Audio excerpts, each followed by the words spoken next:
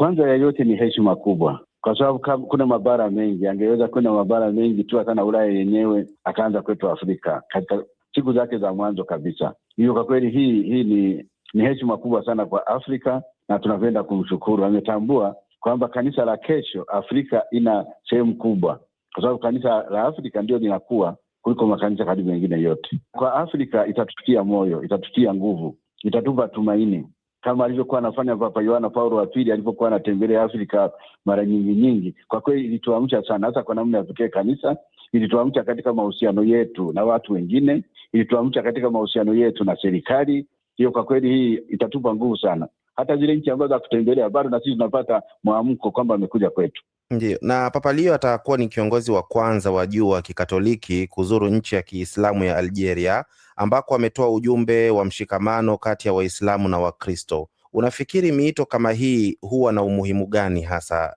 kwa jamii?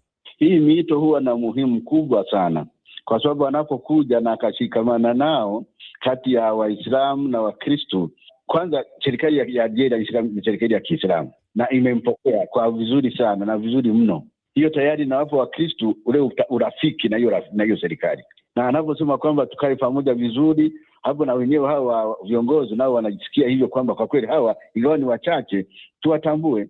Na akifanya pale nchi ya Kiislamu kama Nigeria, ukija kwa nchi za kwetu ambazo sote tuna Waislamu wengi na Wakristo wengi, na sisi tunajifunza kutoka kule. Kama wale ambapo Waislamu ni wengi bado wanakaa vizuri, kwa nini sisi nchi ambazo tuko nusu kama kwetu hapa, kama Nigeria, kama wapi ambapo unakuta kuna magomvi sana kati ya dini mbalimbali? Kwetu hakuna, bahati nzuri, lakini ukienda kama Nigeria unakuta kuna magomvi kati ya dini hizo mbili. Hivyo nadhani hii ya kuja Algeria ambapo ni Waislamu zaidi, hivyo na Waislamu wa nchi nyingine kama Nigeria na wapi, nao wanajifunza, wanajua kwamba inawezekana kukaa pamoja, hakuna sababu ya kugombana.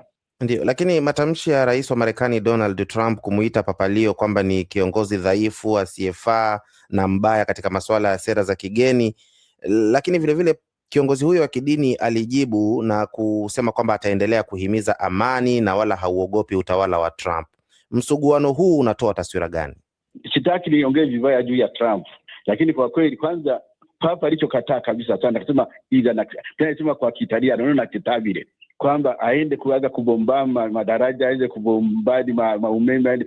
Hiyo kwa kweli ni unyama, ungekuwa ni unyama kabisa. Mimi hapa nipo, sitaki nuclear, sitaki, lakini ni unyama kwenda, kwa sababu umeshindwa ukaenda kubombadi miundombinu, yani mabarabara, maumeme, manini, na unabombadi hapo na huwa na watu wa kawaida. Hiyo ni uoga na kwa kweli ni ubaya. Hivyo kwa kweli Papa namshukuru sana, amekuwa na msimamo, na naomba Wakristo wote tuwe na msimamo ule, na naomba na nchi nyingine hasa zile za Ulaya ambazo zinakaa kimya hivi na zenye ziweze kuongea. Hata kama haumpendi Irani, lakini hauwezi kukubali kwamba aende kupiga mabarabara yao, aende kupiga mpaka hata huenda sana mashule atapigwa hivyo. Ameshapiga shule moja tayari, watoto wakafa. Kwa kweli kitu kama hicho wanapaswa kuongea. Wanaongea sana tunapotokea Afrika, wanaongea sana inapotokea mahali pengine, lakini sasa wenzao wanavifanya hawasemi. Kwa nini? Tunashukuru Papa amekuja tena Marekani. Kwa hiyo angekuwa wa nchi nyingine msema sawa, bahati nzuri Marekani mwenzake na amelisema wazi. Kwa kweli ni ujasiri, na kwa kweli tunasikia vizuri kuona kwamba ametamka.